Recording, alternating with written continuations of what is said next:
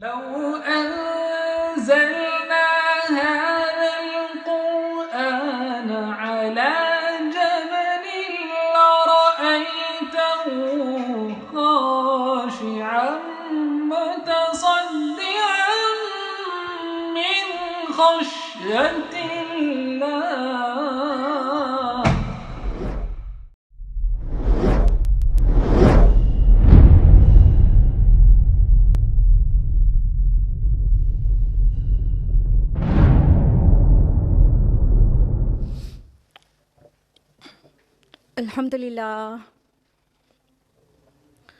अल्हम्दुलिल्लाह वहदा वस्सलातु वस्सलामु अला मन ला नबिय्य बअदा। वअऊज़ु बिल्लाहि मिनश शैतानिर रजीम। बिस्मिल्लाहिर रहमानिर रहीम। वलक़द यस्सरनल क़ुरआन लिज़्ज़िक्रि फ़हल मिन मुद्दकिर। बिस्मिल्लाहिर रहमानिर रहीम। रब्बिश्रह ली सदरी वयस्सिर ली अमरी वहलुल उक़दतम मिन लिसानी यफ़क़हू क़ौली। मेरी अज़ीज़ी सामिआत, दर्स कुरान मजीद में आपका तहे दिल से खैर मक़दम है। अस्सलामु अलैकुम वरहमतुल्लाहि वबरकातुहू। कैसे हैं आप सभी लोग? अल्हम्दुलिल्लाह। अच्छी आप लोग तो अच्छे हैं ही माशाअल्लाह। अल्हम्दुलिल्लाह, आई एम गुड। अल्लाह ताला आपको अच्छा रखे, सिरात मुस्तकीम पर रखे, दुनिया और आखिरत दोनों में कामयाबी दे और कुरान सीखने सिखाने की महफ़िलों में शामिल होने का मौका बार बार नसीब करें। आमीन, जज़ाकिल्लाहु खैरा। हम लोग दर्स कुरान में कहाँ थे? याद है कि भूल गए? लास्ट वीक बारिश हो रही थी and I was not there in Allahabad also. याद है कहाँ पर कौन सी सूरत चल रही है दर्स में? सूरह अंबिया। याद है? तो लास्ट टाइम हम लोगों ने आयत नंबर 50 एग्जैक्टली आयत नंबर 50 तक कंप्लीट किया था और आज इंशाअल्लाह आयत नंबर 51 ऑनवर्ड्स हम लोग तफसील से जानेंगे। बिफोर दैट क्या होता है? रिवीजन। आपको लगता है रिवीजन चाहिए? हम आपको बिल्कुल थोड़ा सा इससे पहले की आयत का रिवीजन देने जा रहे हैं क्योंकि बस जो इस सूरह का नाम है सूरह अंबिया, तो जहाँ से स्टार्ट हुआ था वहाँ से रिवीजन देने जा रहे हैं। उसके पहले का पार्ट आपको उम्मीद है याद होगा, जिसको याद नहीं हो वो यूट्यूब पर देख लेगा। तो आयत नंबर 48 से स्टार्ट हो गया था अंबिया के किस्से, करेक्ट? तो कौन से एक रसूल एक नबी के बारे में हम लोग जान चुके थे? बिल्कुल, मूसा अलैहिस्सलाम के बाद को के मुतालिक हम जान चुके थे, लेकिन उनके साथ उनके भाई जो कि नबी हैं उनका भी मेंशनिंग थी आयत नंबर 48 में। तो हमने आपको लास्ट वीक बताया था कि इससे पहले वाली जो सूरह है, कौन सी सूरह है? सूरह तौहा। सूरह तौहा में बहुत तवालत के साथ किस रसूल का जिक्र है? मूसा अलैहिस्सलाम का। तो उसके कंट्रास्ट में इस सूरह में मूसा अलैहिस्सलाम का तज़किरा उतना ही छोटा है, ठीक है? तो ये बैलेंस है। तो आयत नंबर 48, 49, 50 में हम लोगों ने जाना था कि अल्लाह ताला ने फरमाया कि हमने मूसा और हारून को अलैहिमा अस्सलाम अता की थी फ़ुरक़ान और रोशनी और नसीहत मुत्तक़ीन के लिए। ये फ़ुरक़ान क्या थी? उनकी तौरात। एग्जैक्टली, एवरीबॉडी नोज़, अल्हम्दुलिल्लाह। और जो डरते रहे थे अपने रब के से, गैब से भी, गैब में रह कर भी, और वो क़यामत से लर्ज़ां और तरसां रहते थे। और फिर कुरान को उसके साथ तौरात से लिंक किया गया कि और अब ये बाबरकत ज़िक्र, कौन सा ज़िक्र? कुरान। कुरान हमने नाजिल किया है, तो क्या तुम इसका इनकार कर रहे हो? ये सर्टेन क्वेश्चन देकर छोड़ा गया था। तो ये एक मुख्तसर तज़किरा था मूसा अलैहिस्सलाम का और साथ में कुरान का जिक्र भी आ गया। आयत नंबर 51 ऑनवर्ड्स एक और बहुत ग्रेट प्रोफेट का जिक्र आने वाला है। कोई गैस कर सकता है? इब्राहिम अलैहिस्सलाम। गैस क्या करना है? आपके हाथ में मुसहफ़ है और कुछ लोग पहले से पढ़ के आते हैं कि पूछती रहती हैं, तो कुछ बताने में अच्छा रहेगा। माशाल्लाह। तो आयत नंबर 51 से हम लोग स्टार्ट करने जा रहे हैं स्टोरी ऑफ इब्राहिम अलैहिस्सलाम। इब्राहीम अलैहिस्सलाम का जिक्र भी कुरान मजीद में बहुत मर्तबा है। ये अलग बात है कि सबसे ज़्यादा मूसा अलैहिस्सलाम का तज़किरा है, लेकिन इब्राहीम अलैहिस्सलाम का भी जिक्र है। और जिस शान के साथ इब्राहीम अलैहिस्सलाम का जिक्र है और जिस तरह हम लोग सलाह के अंदर दरूद इब्राहीम पढ़ते हैं, इब्राहीम अलैहिस्सलाम को भी इवन याद करते हैं, और सुबह शाम के अज़कार में इब्राहीम अलैहिस्सलाम का जिक्र आता है, मिल्लत इब्राहीम हनीफ़ा कहते हैं। तो इब्राहीम अलैहिस्सलाम के क्या इम्पोर्टेंस है इस्लाम में? एक्चुअली हाँ, कोई बताना चाहता है क्या? एक्चुअली इब्राहीम अलैहिस्सलाम वो नबी हैं, वो रसूल हैं कि बस थोड़े से मुशरिकीन को छोड़ के पूरी दुनिया उन पर ईमान रखती है। देखिए, ज्यूज़ भी इब्राहीम अलैहिस्सलाम को मानते हैं, क्रिश्चियंस भी इब्राहीम अलैहिस्सलाम को मानते हैं, और मुस्लिम्स भी।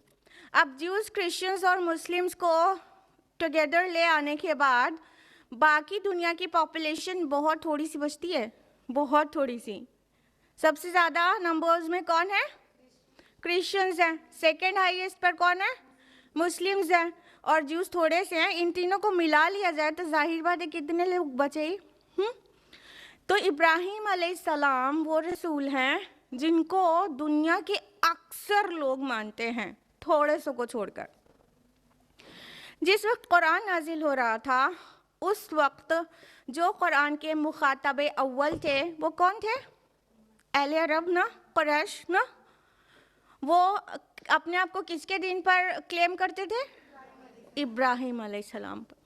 वो कहते थे कि हम दीन इब्राहीमी पर हैं। हालांकि उन्होंने इब्राहीम अलैहिस्सलाम की दीन की धज्जियाँ उड़ा दी थी। पता ही है आपको कि बुत परस्ती वो करते थे। उनके यहाँ वो हज और खाने काबा का तवाफ़ ये था कि सीटियाँ बजाना, तालियाँ बजाना, बरहना तवाफ़ करना, अस्तगफिरुल्लाह। तो दीन इब्राहीमी की तो उन्होंने धज्जियाँ उड़ा दी थी, but yet they claim to be on दीन इब्राहीमी ना। और आपको पता ही है कि इब्राहीम अलैहिस्सलाम के साहबजादे इस्माइल अलैहिस्सलाम को वहाँ पर वो छोड़कर आए थे। उससे पहले तो सब वीरान सुनसान था, ना आदम था ना आदमजाद। जब इब्राहीम अलैहिस्सलाम के साहबजादे इस्माइल अलैहिस्सलाम छोटे से थे और हाजरा उनकी वालिदा के साथ उनको मक्का में छोड़ा गया था।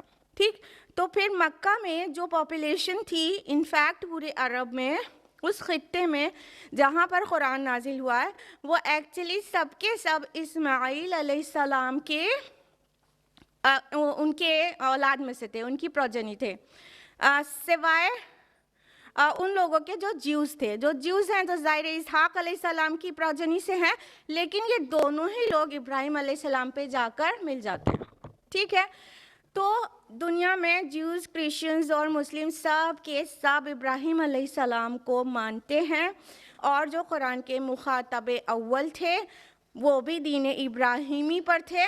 तो उनको अब जो नसीहत की जाने वाली है वो ये कि तुम जिस दीन पर होने का दावा करते हो तो देखो वो कैसे रसूल था। उन्होंने क्या किया था? दीन इब्राहीमी पर होने का सिर्फ दावा है कि तुम ऐसे हो भी, अपने आप को चेक करो। ठीक है, ये कॉन्टेक्स्ट हो गया।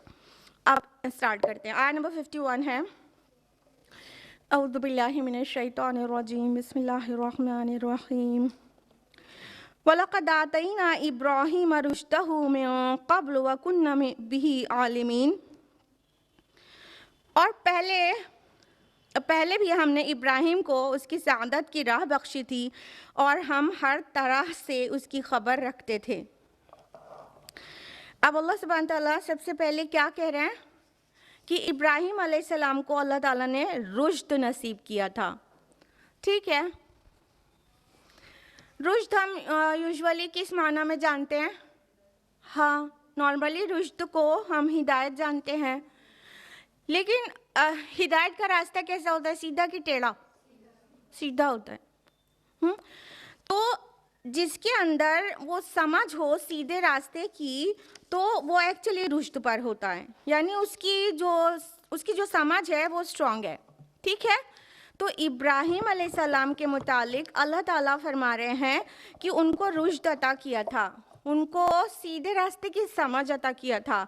यहाँ पर रुश्द से मुराद सलाहियत भी हो सकती है और रुश्द से मुराद नबूवत भी हो सकती है। अल्लामा कुर्तुबी कायल हैं इस बात के कि रुश्द से मुराद सलाहियत है, तो फिर मिन क़ब्ल, इससे पहले से मुराद क्या होगा? नबूवत से पहले। ठीक है, रुश्द से मुराद सलाहियत है, तो फिर मिन क़ब्ल, इससे पहले से मुराद क्या होगी? क़ब्ल नबूवत। ठीक, और अगर रुश्द से मुराद नबूवत है, जैसा कि इब्न जरीर और कशाफ का पॉइंट ऑफ व्यू है, अगर रुश्द से मुराद नबूवत है तो फिर मिन क़ब्ल, इससे पहले से मुराद क्या होगी? मूसा और हारून अलैहिमा अस्सलाम। Getting my point? नहीं, फिर से बताते हैं। अल्लाह ताला फरमा रहे हैं कि हमने इससे पहले भी इब्राहिम को रुश्द नसीब किया था। अब किससे पहले? अगर नबूवत की बात हो रही है तो जाहिर है मूसा और हारून अलैहिस्सलाम से पहले। क्लियर? और अगर सलाहियत की बात हो रही है तो ज़ुहूर नबूवत, उनके ऊपर ज़ुहूर नबूवत होने से पहले, मतलब लड़कपन में। अब क्लियर हो गया? कि जब इब्राहिम अभी नबूवत उनको मिली भी नहीं थी, तब भी उनके अंदर सलाहियत थी, उनके अंदर समझ थी, उनका इंटेलेक्ट स्ट्रांग था, उनके अंदर विजडम था, उनके अंदर रुश्द थी, जब अभी ज़ुहूर नबूवत हुआ भी नहीं था। क्योंकि जो ये वाक़या आ रहा है ना, तो आयत नंबर 60 में आएगा फ़तन, जिसका मतलब हुआ टीनेजर या यूथ, लड़का, छोकरा। ठीक है, यूथ मतलब होता है, तो मतलब इससे पता चलेगा कि वो जब यूथ थे उस टाइम की स्टोरी बताई जा रही है। तो डेफिनेटली मतलब इतनी कम एज में तो नबूवत नहीं दी जाती। दूसरा ये कि अगर रुश्द से मुराद नबूवत है तो मिन क़ब्ल, तो मूसा और हारून अलैहिमा अस्सलाम से पहले के नबी हैं इब्राहिम अलैहिस्सलाम, और अल्लाह ताला ने उन्हें भी रुश्द हिदायत और समझ, इंटेलेक्ट, विजडम, क्राइटेरियन टू जज, ये सब नसीब किया था। तो इब्राहिम अलैहिस्सलाम को का जिक्र इस तरह से आया, यानी बिगनिंग यहाँ पे इस स्टोरी में इस तरह से हुई कि हमने इब्राहिम को रुश्द अदा किया था। फिर फरमाया आयत नंबर 52 में, इस क़ाल लिअबीहि व क़ौमिहि मा हाज़िहि तमासील अल्लती अंतुम लहा आकिफून। और जब इब्राहिम अलैहिस्सलाम ने अपने वालिद और अपनी कौम से कहा कि ये क्या मूर्तियां हैं जिनके लिए तुम लोग एतिकाफ़ किए रहते हो। इब्राहिम अलैहिस्सलाम लड़के थे, छोटे ही थे, यूथ, जिनको हम लोग 13, 15, 17 साल के लड़के कह सकते हैं। अल्लाह आलम कितने साल के थे, हम आपको एक इमेजिनेशन दे रहे हैं कि ऐसे कोई लड़कपन में की बात है ये। उनके अंदर इतनी समझ थी, इतनी अक्ल थी कि अपने गौर व फिक्र से अल्लाह ताला को ढूंढ लेते थे, समझ गए थे। तो उन्होंने अपने वालिद से, उनके वालिद का नाम कुरान में आज़र आता है, लेकिन बाइबल में, इसराइली रिवायत में तारीख़ आता है। तो बाज़ के नज़दीक आज़र उनके वालिद का ही नाम है, जो कुरान कहेगा वो कंफर्म करना है। और बाज़ के नज़दीक उनके वालिद, वो आज़र उनके चचा का नाम था और वो चचा वालिद जैसे ही होते हैं, इसलिए चचा का नाम आया है और वो वालिद जैसे ही थे। वल्लाहु आलम, लेकिन जो बेटर ओपिनियन है वो ये कि उनके वालिद का ही नाम आज़र था। और उनके वालिद क्या थे? वो बुत बनाते थे और जो बुत खाना था वहाँ उसके चीफ प्रीस्ट थे। तो जैसे पुजारी हो किसी मंदिर का, वो पोजीशन थी उनकी, या मतलब चीफ प्रीस्ट हो किसी कलीसा का, वो पोजीशन थी उनकी। तो जब इब्राहिम अलैहिस्सलाम ज़रा से उभरे, ज़रा सा बड़े हुए, ज़रा समझ उनको आई, अपनी ख़ुद की समझ, जिस वक्त शाऊर अपना डेवलप होता है, तो उन्होंने क्या किया, अपने वालिद से कहा, और बाकी वो पूरी कौम जो है वो बुत परस्ती में मुलव्विस थी। इब्राहिम अलैहिस्सलाम कहाँ पैदा हुए थे बताइए? बिल्कुल इराक़, मौजूदा जो इराक़ है वहाँ उसका एक मकाम है उर, वहाँ पैदा हुए थे। और जब इब्राहिम अलैहिस्सलाम पैदा हुए थे उस वक्त वो इराक नहीं कहलाता था, वो क्या कहलाता था, कोई बता सकता है? नो, बाबुल कहलाता था, Babylonia, you must have heard about it ना, बाबुल कहलाता था। तो बाबुल मौजूदा उसका नाम है इराक, इराक के उर प्लेस है, वहाँ पैदा हुए थे। तो ये जो पूरा बेबीलोनिया था ये मतलब शिर्क से भर चुका था, यहाँ सितारा परस्ती और नजूमियत ये सब चीज़ बहुत आम थी, और वो बुत परस्त भी थे, बुतों की पूजा किया करते थे, और बहुत अरसे से वहाँ ये सब चल रहा था। तो उनकी लॉजिक, उनके इंटेलेक्ट ने कहा कि अभी प्रोफेटहुड उनको मिला नहीं था ना, येट ही रिकग्नाइज्ड अल्लाह सुब्हानहू व तआला। उन्होंने कहा अपने वालिद से, और उनके कौम के लोग थे, कि क्या तुम लोग अपने हाथ से तमासील बनाते हो? तमासील वर्ड आया है, तमसील की जमा है, तमसील माना होता है स्टेच्यू, ठीक है, वो जो स्टेच्यू बनाए जाते हैं, मूर्ति बनाई जाती है वो। तो क्या तुम अपने हाथ से मूर्तियाँ बनाते हो और फिर उसी के ऊपर इत्तिकाफ़ करते हो?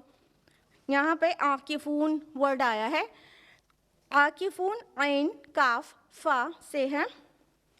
इत्तिकाफ़ का माना होता है किसी जगह पर जमकर बैठ जाना अक़ीदत के साथ और कंसंट्रेशन के साथ, ठीक, किसी जगह पर चिपक के अक़ीदत के साथ या फुल कंसंट्रेशन के साथ बैठ जाया जाए, उसको इत्तिकाफ़ कहते हैं। ज़रूरी नहीं है कि वो रमज़ान मुबारक के आखिरी अशरे में मस्जिद में बैठा जाए, उसी को इत्तिकाफ़ कहें। यस, इन इस्लामिक टर्मिनोलॉजी यही मतलब होता है।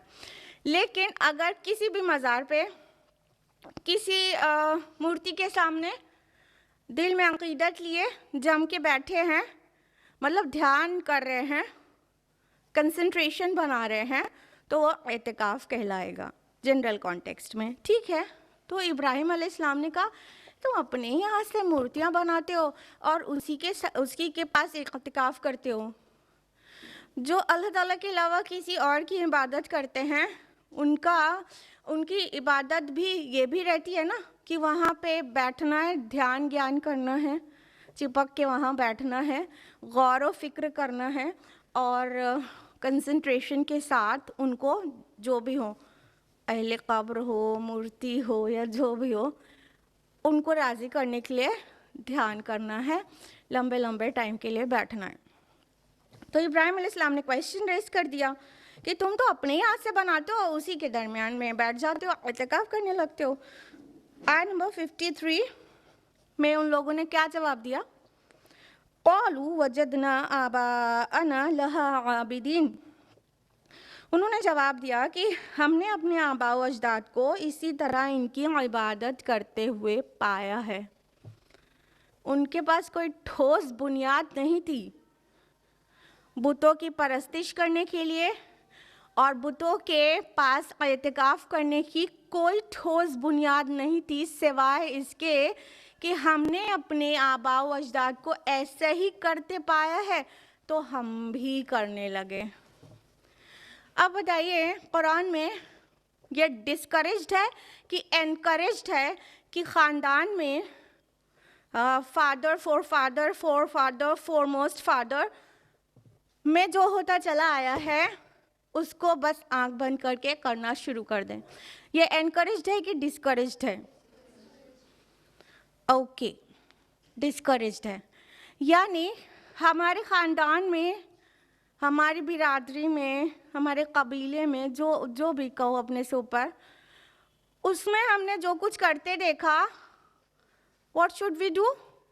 We should make it confirm whether it is conciliated with the Quran or conflicts. ठीक, ये हमारा फ़र्ज़ है कि नहीं? हमने अपने ख़ानदान में जो कुछ होते हुए देखा, एक मुस्लिम का फ़र्ज़ है कि वो देखे कि ये कुरान और रसूलुल्लाह सल्लल्लाहु अलैहि वसल्लम की सुन्नत के आयन मुताबिक है कि नहीं है।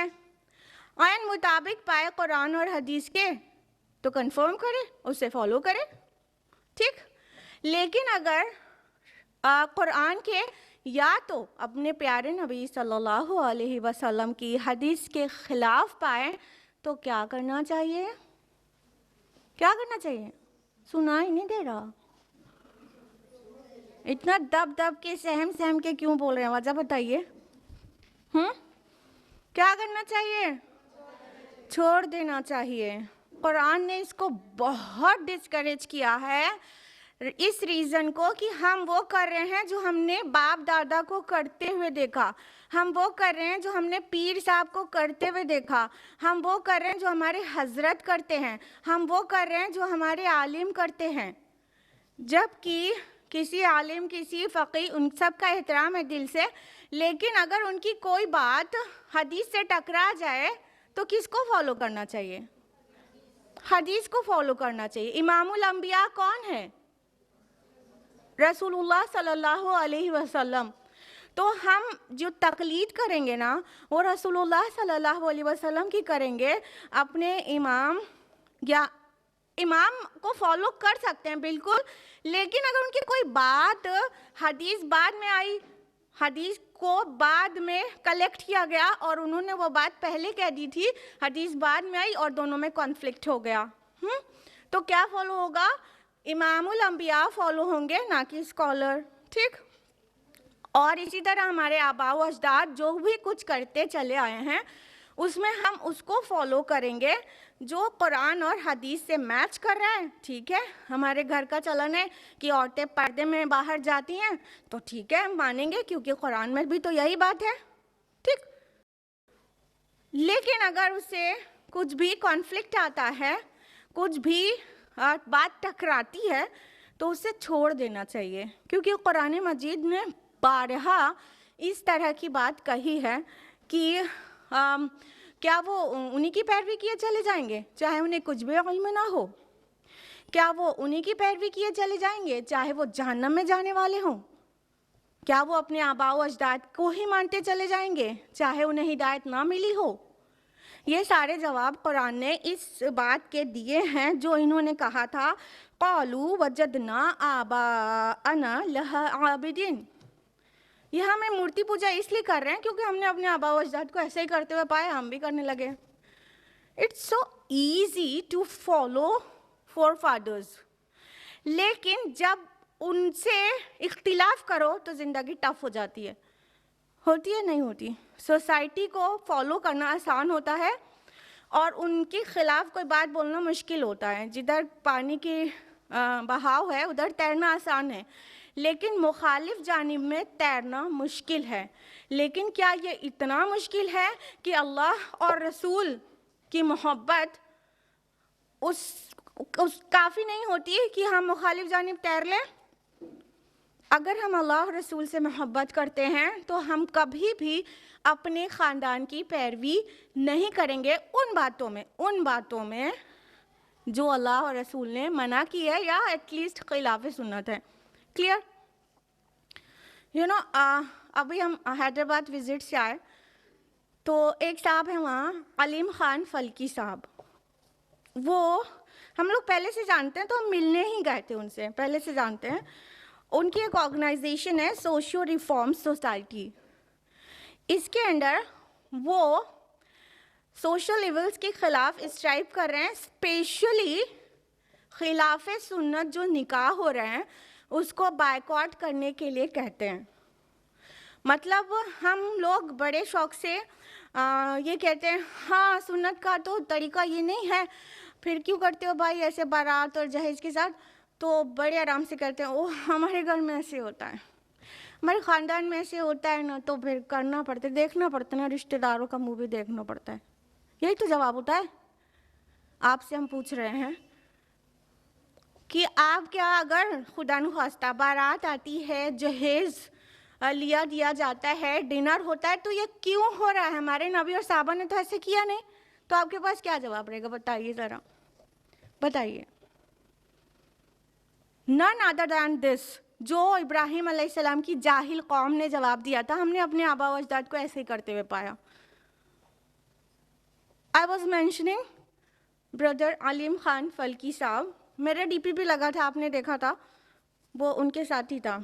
उनकी ऑर्गेनाइजेशन है सोशियो रिफॉर्म सोसाइटी, वो इतने हायर डिग्री पर ये काम कर रहे हैं कि बहुत बहुत स्ट्रांग तरीके से बायकॉट कर रहे हैं कि उस निकाह, उस शादी, उस पार्टी में नहीं जाना चाहिए जहां बारात आए, जहेज दिया जाए या डिनर दिया जाए, सजावटें हों और दौलत की नुमाइश हो।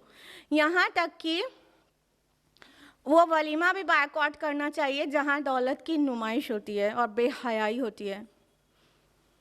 और हम लोग IRO के लोग, हम अपनी जिम्मेदार हैं, हम लोग भी ऐसे निकाह में नहीं जाते हैं जहाँ पर बारात आती है, डिनर दिया जाता है, जहेज का लेन देन होता है, ख़रीदो फरोख्त होती है दूल्हे की। हम लोग भी नहीं जाते हैं। और हम लोग भी उस वलीमे में भी नहीं जाते हैं जहाँ पर सुन्नत की इत्तिबा में वलीमा नहीं होता है। जितनी दौलत अल्लाह ने दी है ना, उसकी नुमाइश के लिए वलीमा होता है। और बेहयाई वाली कई चीज़ें होती हैं, और म्यूज़िक होती है, और DJ होता है, और आजकल तो न जाने क्या क्या डेकोरेशन और बढ़ता चला जा रहा है। देखिए, वो उन्होंने एक कार्ड डिज़ाइन किया, आलिम खान फल्की साहब ने। ये एक प्लेज है, वो उन लोगों से फिल कराते हैं प्लेज। हम आपको पढ़ के सुनाते हैं, बहुत इंटरेस्टिंग है। प्लेज ये है कि मैं डैश, मान लीजिए हम अपना नाम फिल करें, मैं अस्मा शम्स अहद करती हूँ कि आज के बाद इंशाअल्लाह किसी ऐसी शादी का दावतनामा कबूल नहीं करूँगी जिसमें लड़की वालों से मंगनी, जोड़ा, जहेज़ या खाना लिया जाए। ऐसे वलीमा में भी शिरकत नहीं करूँगी जिसमें मुनकिरात यानी फजूल खर्ची, नाच गाने या आतशबाजी होगी। मुझे एहसास है कि नबी सल्लल्लाहु अलैहि वसल्लम के हुक्म के ख़िलाफ़ जाकर लाइल्मी में मैंने ऐसी ही कई शादियों में शिरकत की है जो सरासर बाइसे गुनाह थीं। दुआगो हूँ कि अल्लाह ताला मेरी इस गलती को माफ़ फरमाए और मुझे और मेरे ख़ानदान को नबी सल्लल्लाहु अलैहि वसल्लम के दिए हुए तरीक़े पर निकाह को कायम करने वाला बनाए, आमीन। फिर साइन होता है, मोबाइल नंबर लिखा जाता है, डेट लिखी जाती है, ये प्लेज सबमिट हो जाता है। इंग्लिश में भी हमने सिर्फ उर्दू वाला पढ़ के सुनाया। ये प्लेज लेते हैं लोगों से और उसकी कबाहत को बताते हैं। हम सोचते हैं ना कि हमारे ख़ानदान में ऐसे होता है तो हम कर रहे हैं, हमारे पास दौलत है तो हम अपनी बेटी को जहेज़ दे रहे हैं, किसी को क्या परेशानी है? जिसके पास ना हो ना दे। क्या बात यहीं पे ख़त्म हो जाती है? जिसके पास नहीं होता, ये पूरी सोसाइटी में राइज हो गया, क्योंकि ये इंडियन कल्चर से लिया हुआ चीज़ है। इस्लाम के लिए तो बिल्कुल एलियन है बारात और डिनर और लड़की वालों के यहाँ उड़ाना और जहेज़ लेना और बेशर्मी से मांगना। इस्लाम में तो ये सब कुछ है ही नहीं।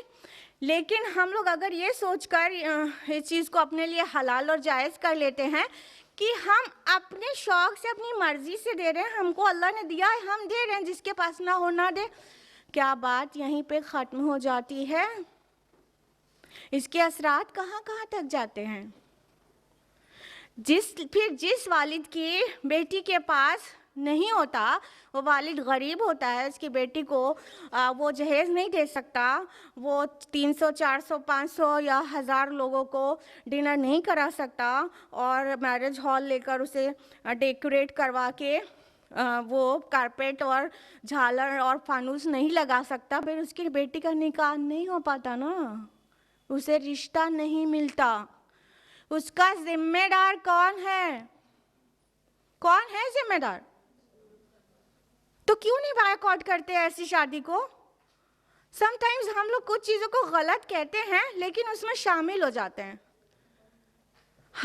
अगर आपकी नज़र में ये तरीक़ा निकाह गलत है कि बारात आए, जहेज़ का लेन देन हो, बेशर्मी से पूरा जहेज़ का वो मामला तय हो कि क्या क्या देंगे। अरे हमने अपने लड़के को MBA कराया है तो 10 लाख का जहेज़ तो चाहिए ही। जैसी जैसी डिग्रीज होती हैं वैसे वैसे जहेज़ मांगा जाता है, हाँ कि नहीं? जैसे कि अपने बेटे को इसलिए पढ़ाया था कि किसी की बेटी और उसके वालिद को मतलब अपना बेटा बेच के उससे ख़रीद लेंगे, इसीलिए पढ़ाया था। अगर ये चीज़ें गलत हैं तो हम लोग सिर्फ ये क्यों करते हैं, हाँ दिस इज़ रॉन्ग, हम इसको बैकआउट क्यों नहीं करते?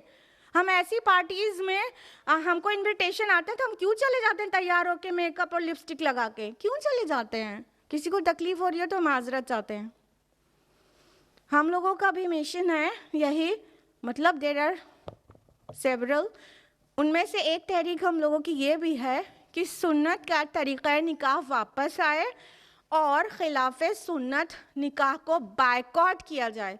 जब हम अमल करके मैसेज देंगे ना, तब शायद है कि सोसाइटी में कुछ अवेयरनेस आए। जब तक हम ये कहते रहेंगे हाँ दिस इज़ रॉन्ग, फिर उसके बाद लिपस्टिक लगा के पहुँच जाएंगे, तो वो हम सोसाइटी में चेंज कभी नहीं ला सकते, कभी नहीं ला सकते, कभी नहीं ला सकते। या तो गलत है कहना छोड़ दीजिए माजरत के साथ, और अगर गलत मानते हैं तो जाना छोड़िए। एक डिनरी का तो नुकसान हो रहा है, और क्या हो रहा है? अरे अपने घर में अल्लाह ताला आपको बरकत देगा, अपने घर में बनाइएगा, उससे अच्छा अल्लाह ताला दे देगा। एक डिनर लेने के लिए ना जाने कितनी खुराफातों के विटनेस बनते हैं, उसे कंफर्म करते हैं अपनी प्रेजेंस से कि हाँ दिस इज़ ओके। यही तो मतलब होता है। अगर कुछ और हो तो आप बताइए कि आप गलत बोले चली जा रही हैं। ये आलिम खान फल्की साहब का एक कैलेंडर है, उनका तो काम ही यही है, तो हर चीज़ उसके अराउंड ही करते हैं।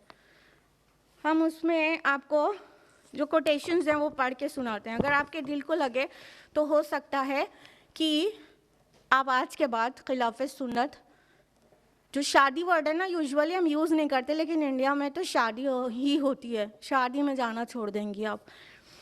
देखिए कैलेंडर के एक पेज पे लिखा है, अब इन माँ बाप को कौन थप्पड़ रसीद करे।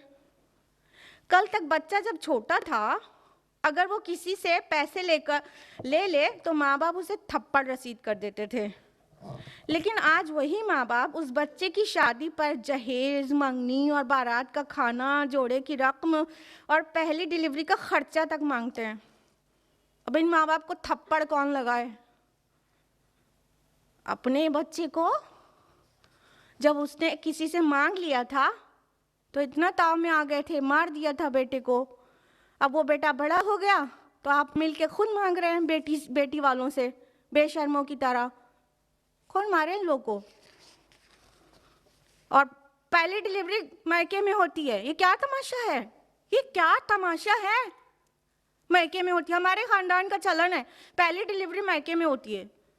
सारा खर्चा बच्चे का मामू बियर करे और सारी मेहनत बच्चे की नानी करे, हॉस्पिटल में ड्यूटी बच्चे की नानी करे, और बेशरम जो बच्चे का वालिद है वो उसको ज़रा सी हया नहीं आती कि ये काम मेरे करने का है और बच्चे के मामू क्यों करे। और साथ में अकीके के नाम पर एक छोटा मोटा जहेज उसमें भी चल गया है, सारा ननियाल वालों पे बोझ डालते चले जाते हैं।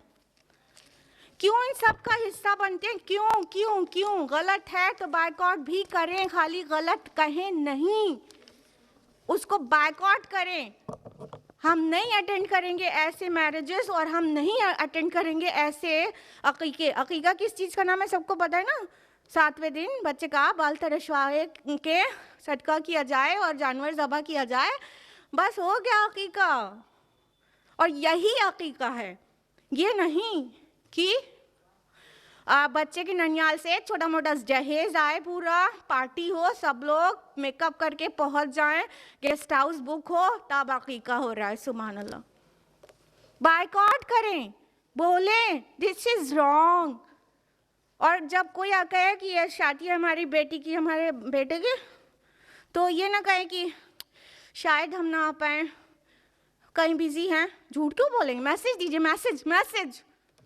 हम लोग जब किसी का इन्विटेशन आता है तो ये थोड़ी कहते हैं कि हाँ मेरे पास बहुत काम है, शायद हम नहीं आ पाए। हम नहीं कहते, मैसेज देते हैं, कहते नहीं हम नहीं जाते। आपको पता है ना, खिलाफ सुन्नत निकाह में हम नहीं जाते हैं, क्योंकि अल्लाह के नबी का ये तरीक़ा नहीं था और सहाबा का भी ये तरीक़ा नहीं था। मैसेज देते हैं कैश में, इमीडिएटली।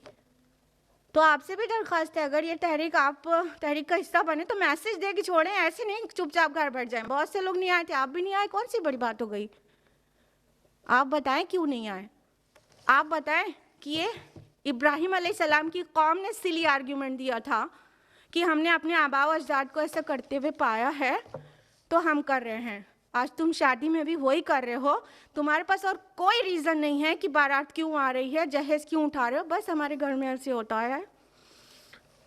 अगले पेज पे मैसेज है, आज जो माएँ अपनी बेटियों की शादी पर खूब खर्च करके खुश हैं, कल उनकी बेटियां अपने बेटियों की शादी के लिए पैसा कहाँ से लाएंगी?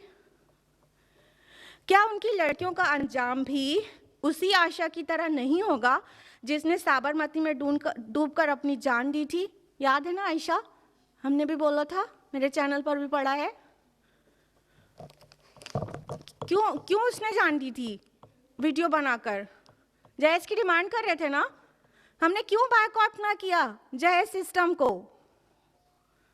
खाली साहब ने सिंपैथी दिखाई आयशा से, ये नहीं कहते बना पूरी मुस्लिम उम्मा से कि ये जहेज का सिस्टम ही हटाओ, ये बारात और ये डिमांड का सिस्टम ही हटाओ।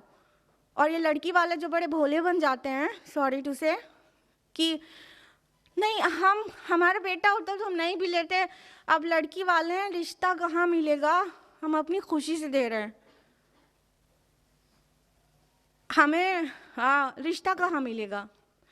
ये कई लड़की वाले ऐसे होते हैं कि कोई उनको रिश्ता मिल भी रहा होता है, वो कहते हैं हमें सुन्नत के तरीके पे जब करना है, तो कहते नहीं भैया हमारे तो बहुत अरमान हैं, हम तो ऐसे नहीं कर सकते, हमारे बहुत अरमान हैं।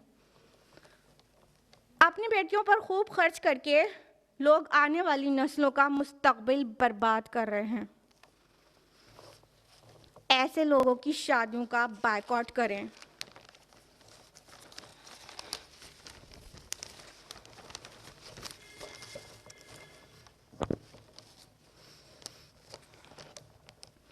उनका बायकॉट कीजिए, उनके वेडिंग्स को, के इन्विटेशंस को रिजेक्ट कीजिए। सिर्फ चंद उलमा हैं जो गैर शरई रसूमात में शिरकत करके उलमा की अक्सरियत को बदनाम करते हैं। याद रहे, उलमा अंबिया के वारिस होते हैं। इनके घर की शादियां अगर अंबिया के घरों की शादियों की तरह न हो तो ऐसे मुल्लाओं को आलिम कहना तो तमाम उलमाए हक़ की तौहीन है। ऐसी शादियां जिनमें मंगनी, जहेज, शादी के दिन खाना या जोड़े की रस्म हो, उस शादियों में जाना नाजायज़ है। नहीं है? कहाँ से जवाज़ निकालते हैं? कहाँ से जवाज़ निकालते हैं? इतनी बड़ी मुसीबत आ गई है सोसाइटी में, कितनी ही बेटियों का निकाह नहीं हो पा रहा है। हाँ, कोई मसला ही नहीं है किसी को। ये तरीका थोड़ी था अपने नबी का। क्यों कर रहे हैं हम? हमारे घर में ऐसे ही होता है, बस यही आर्ग्यूमेंट। तो हम हिंदुस्तान से बिलोंग करते हैं, हमारे फोर फादर्स बुत परस्ती भी तो करते होंगे, फिर वो भी करने लगेंगे कहीं। हमारे खानदान में होता आया था। और आज जो बुत परस्ती करे उसके पास तो बढ़िया जवाज है फिर तो, कि उसे बुत परस्ती करना चाहिए। उसके वो मतलब बुत परस्त कौम में पैदा हुआ तो वो अपने माँ बाप को देखता है तो ठीक है, वो कर रहा है। बायकॉट करें, बायकॉट करें, अपने नफ्स पे थोड़ा सा काबू करें और ऐसे शादियों पार्टियों में जाना बिल्कुल बंद करें। हम लोग ने एक तहरीक और शुरू की है, वो ये कि जब बीमार की आयादत के लिए कोई जाता है तो नाम तो लेता है, अल्लाह के रसूल की सुन्नत है, फला की तबीयत ख़राब है, देखने जा रहे हैं, ठीक है, लेकिन वहाँ जाके 2 घंटा 4 घंटा बैठ जाता है। फिर क्या होता है, जो जिसके यहाँ आप गए आयादत के लिए मरीज़ की, उसका जो मरीज़ का अटेंडेंट है, मान लीजिए किसी के शौहर की तबीयत ख़राब है, उसकी बीवी है, अभी उसे अपने शौहर की सेहत का भी ख्याल रखना है, उसको परहेज़ वाला खाना भी बना के देना है, और जो तांता लगा हुआ है अयादत करने वालों का, उनको चाय नाश्ता, और अगर करीबी रिश्तेदार हो तो लंच भी बना के देना है, डिनर भी बना के देना है। 11:30 बजे घर खाली करेंगे ये लोग। नाम क्या है? अल्लाह के नबी की सुन्नत है, बीमार की आयादत करना, दैट्स फाइन। अल्लाह के नबी सल्लल्लाहु अलैहि वसल्लम कैसे जाते थे और साहबा कैसे जाते थे वो भी सुन लीजिए। जब किसी की आयादत, जब जैसे मस्जिद में गए, कोई नहीं मिला, पता किया कि फ़लाँ ने क्यों नहीं आया सलाह के लिए, पता चला तबीयत ख़राब है, तो जमात के बाद गए, वहाँ बैठे, खैरियत पूछा, निकल गए। कहवा बैठ के थोड़ी पीते थे और खीर थोड़ी बैठ के खाते थे और खजूर थोड़ी खाते थे, बस खैरियत पूछते थे, निकल गए थे।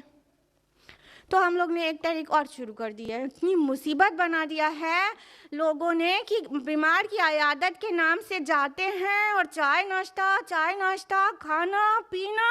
अटेंडेंट बीमार को देखने के लिए अटेंडेंट को सही रहना ज़रूरी था, वहाँ एक बीमार था, दूसरे को आयादत करने वालों ने बीमार कर दिया और कमर के हॉस्पिटल पहुँच गई उसकी बीवी। दिन भर किचन ही में खड़े रहना पड़ता है, एक नाश्ता ले जाके अंदर रखो, दूसरे लोग आ जाते हैं, फिर सजाओ, फिर ला के रखो, और अभी वो लोग गए नहीं, तीसरे आ जाते हैं और 2-2, 3-3, 4-4 घंटा बैठे रहते हैं। तो हम लोग ने क्या तहरीक शुरू किया है, बीमार की आयादत के लिए जाते हैं और 10 मिनट से ज़्यादा नहीं बैठते हैं और उनको मैसेज देते हैं कि to the maximum I will stay here for 10 minutes. 6-7 minute में भी उठ सकते हैं, लेकिन 90 मिनट पे तो खड़े हो जाते हैं और उनसे कोई नाश्ता, कोई चाय एक्सपेक्ट नहीं करते। एक्सपेक्ट करना तो दूर, घर वाला अखलाकन तो कहता ही है, नहीं नहीं प्लीज़ बैठिए, चाय, एक कप चाय तो बोलिए। आज तो नहीं पीना है, कभी खुशी के मौके पर आएंगे तो बिरयानी भी खाएंगे। आज तो हम आयादत के लिए आए हैं, 10 मिनट से 11वें मिनट आपके छत के नीचे नहीं रुकेंगे और आधा ग्लास पानी भी नहीं पिएंगे। चाय और बिरयानी और पूरा रिश्तेदार जो मुसीबत खड़ी किए रहते हैं वो सब तो बहुत दूर की बात है। ये तहरीक शुरू किया है, I visited 3 sick people day before yesterday. 10-10 minute 3 जगह में आराम से हो गया, किसका भी, मेरा भी टाइम बच गया, सुभान अल्लाह।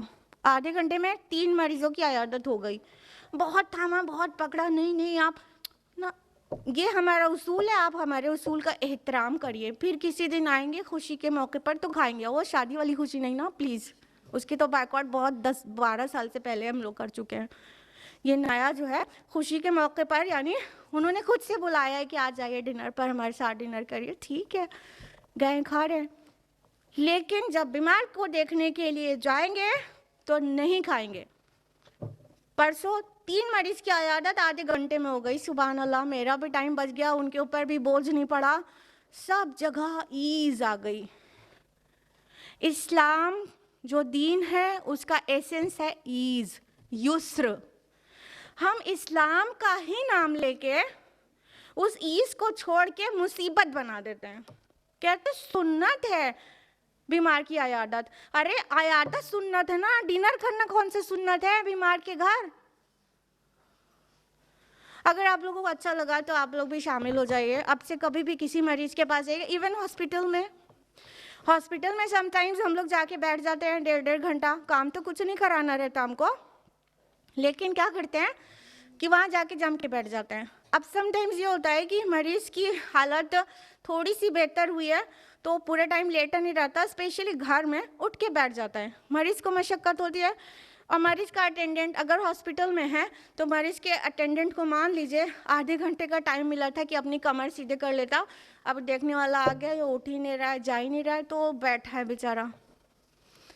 चाहे हॉस्पिटल में जाएं चाहे घर में जाएं, मरीज़ की आयादत के लिए तो 10, मेरा उसूल है 10 मिनट के अंदर उठ जाते हैं, आप 5-10 मिनट आगे पीछे भी कर सकते हैं, लेकिन उस दिन खाना, चाय पीना, आधा ग्लास पानी पीना भी अपने ऊपर बिल्कुल ममनू कर लीजिए, नहीं खाना है, आज नहीं पीना है। और आपको लगता है नहीं कुछ लोग बहुत अखलाक के अच्छे होते हैं, वो लोग जिद करेंगे, तो आप ये जवाब दीजिए जो हम देकर आए, क्या नहीं, ये मेरा उसूल है, ये सोसाइटी में ईज़ लाने के लिए हमने ये स्टेप लिया है, आप मेरे उसूल का प्लीज़ एहतराम कीजिए। अगर आपने कुछ किसी से मंगा भी लिया है वो वेस्ट हो जाए भला है, मगर हम आज नहीं खा सकते हैं, आप लोग खा लीजिएगा लेकिन आज हम नहीं खा सकते हैं। ये मेरा उसूल है, आपके और हमारे आसानी के लिए ये, आप इसका एहतराम करिए। लोग फिर खुश होते, दुआएं भी देते हैं, अच्छा लगा आपको? नहीं अच्छा लगा? बिल्कुल ही नहीं अच्छा लगा। तो हमसे प्रॉमिस करिए कि आज के बाद किसी मरीज़ की, अच्छा हमसे ना करिए, अपने आप से करिए, आज के बाद किसी मरीज़ की इयादत के लिए जाएंगे तो आधा ग्लास पानी भी नहीं पिएंगे उस दिन, और 10 मिनट से ज़्यादा नहीं रुकेंगे इंशाल्लाह।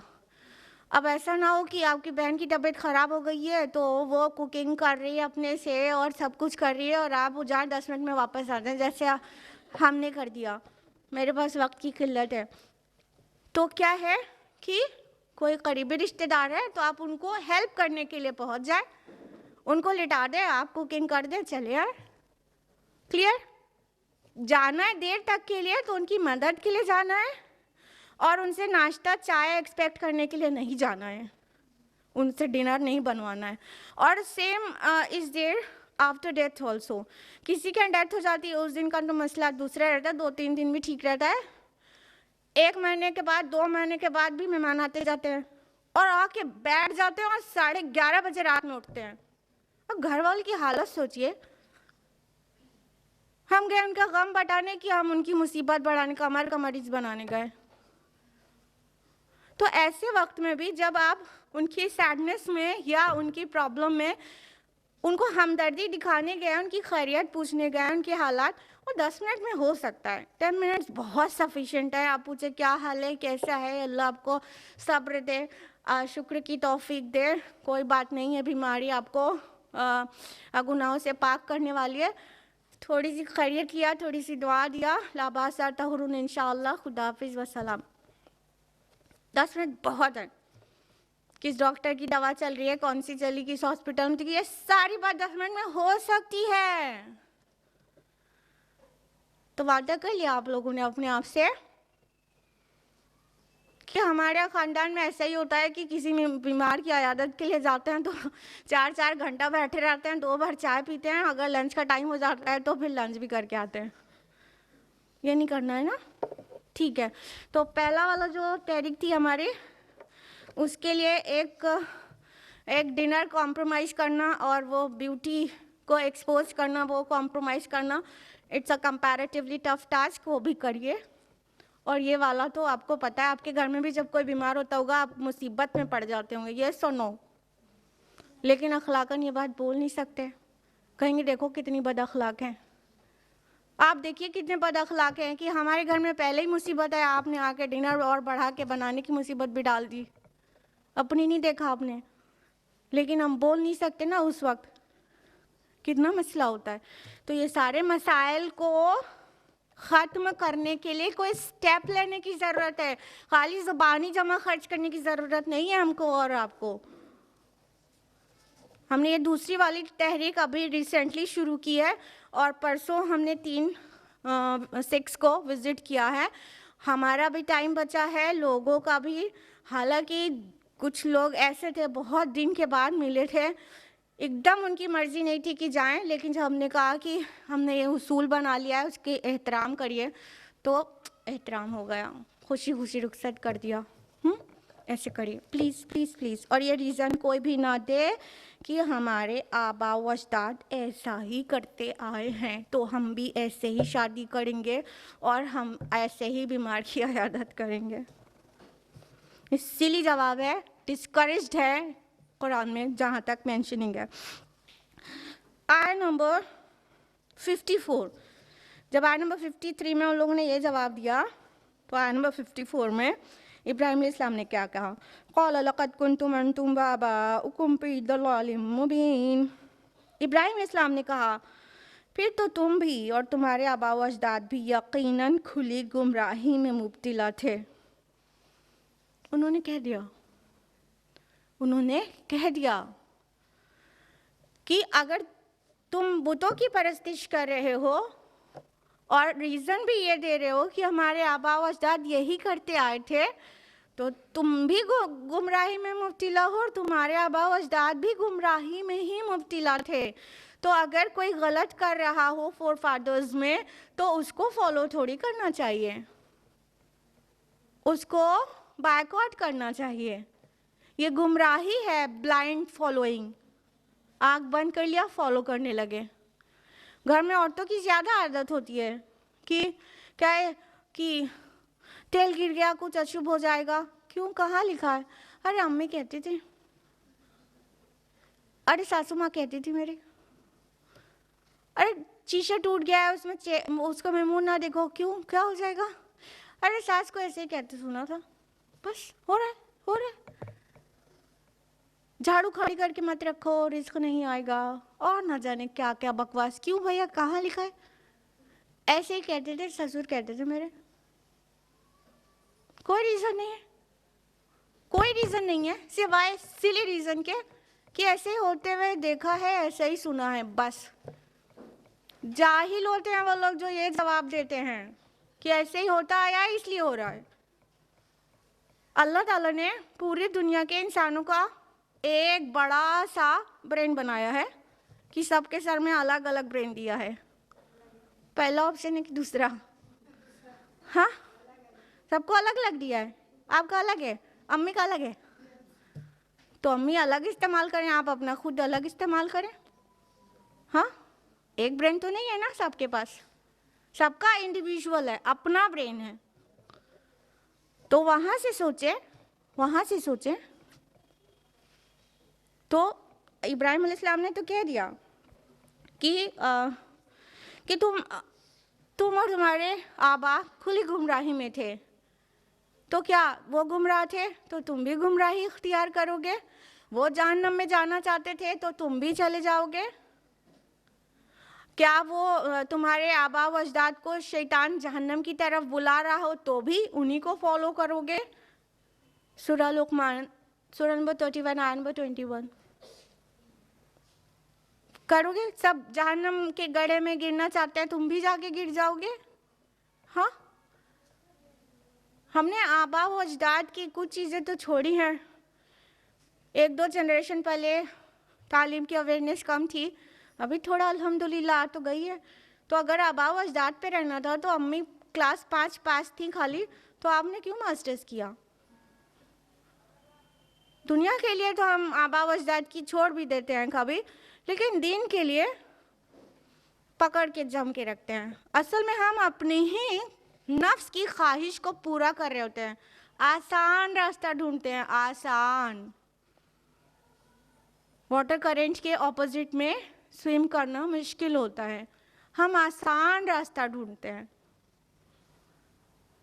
तो ये जितनी आसानी जो दिल में छुपा हुआ है ना, वो रोज़े आखिरत सब खोल के सामने ला दिया जाएगा, बता दिया जाएगा कि आबा व अजदाद की पैरवी एक्चुअली तुमने क्यों की थी।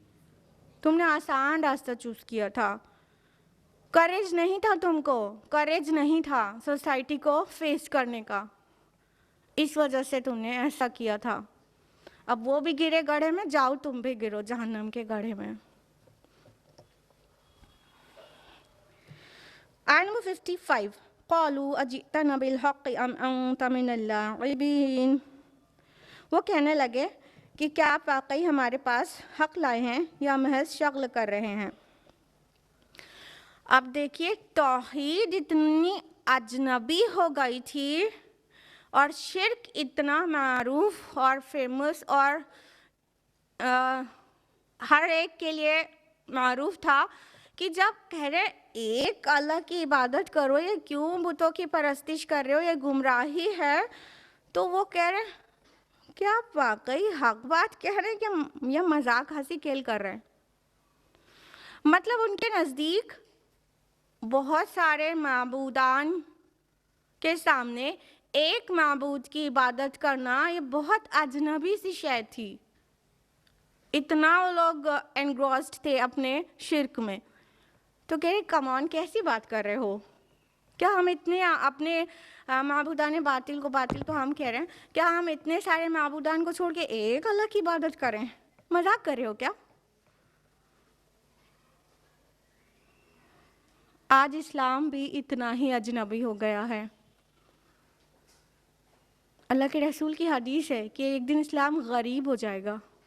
तो आज इस्लाम, पूरा इस्लामिक टीचिंग्स भी इतनी ही गरीब हो गई हैं कि अगर कोई मुकम्मल इस्लाम फॉलो करता है तो लोग कहते हैं पागल हो, सनकी हो, फेनेटिक हो, तुम्हारा दिमाग ख़राब हो गया है।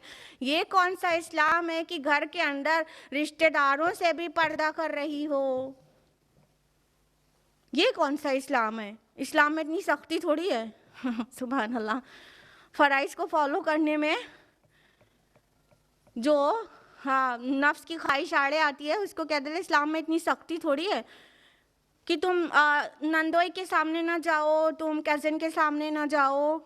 ये कौन सा इस्लाम है?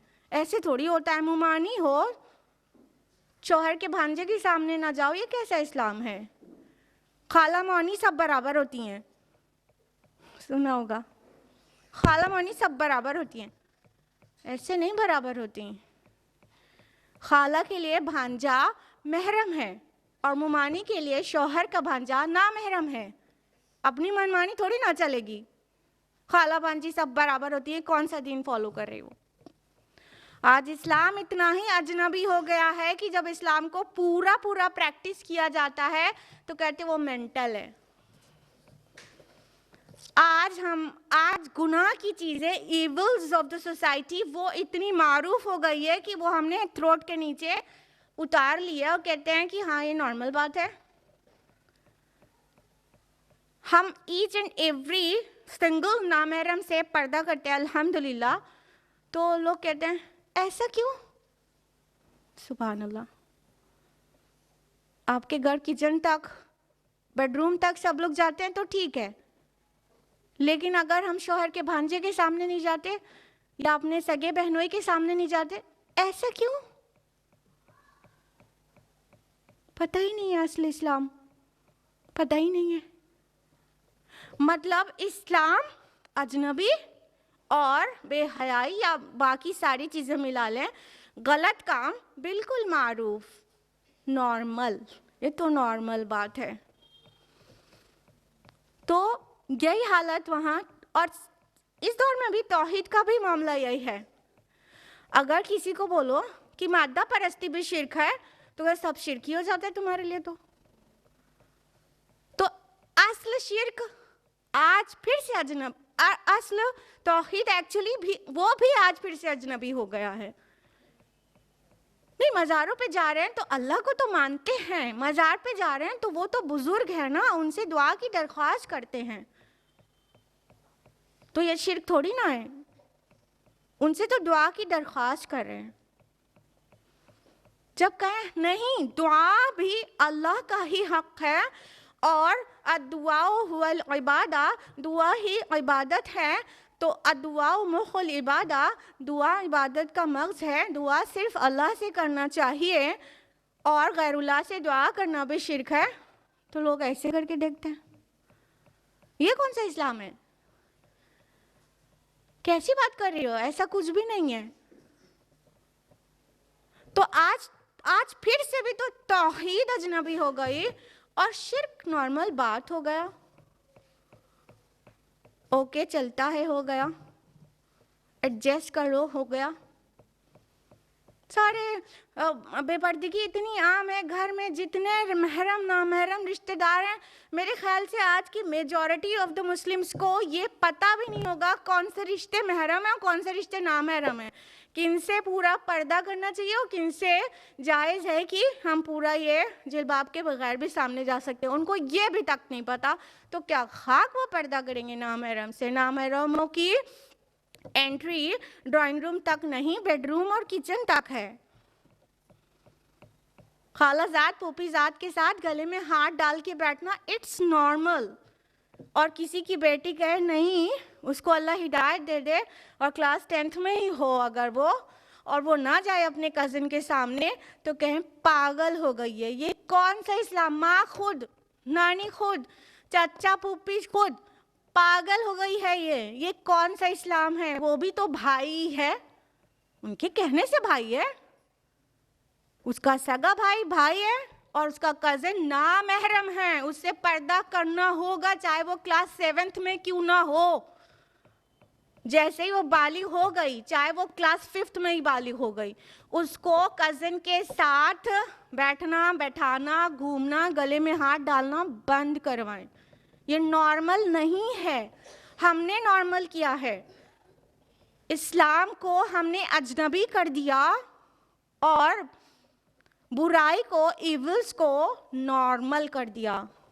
और अगर कोई हकीकी इस्लाम की तरफ बुलाए तो हम कहते हैं ऐसा क्यों? वही तो कहा था इन लोगों ने भी, इब्राहिम अलैहिस्सलाम की कौम ने क्या कहा था कि एक माबूद की इबादत, सिर्फ एक की, एक खुदा। तुम मजाक कर रहे हो क्या? आज के सिनेरियो में सोचिए, आज यहाँ हिंदू कल्चर में 33 करोड़ खुदा माने जाते हैं। उनको अगर कहे नहीं सिर्फ एक खुदा है तो उनको ऐसे ही तो लगेगा मजाक कर रहे हो क्या?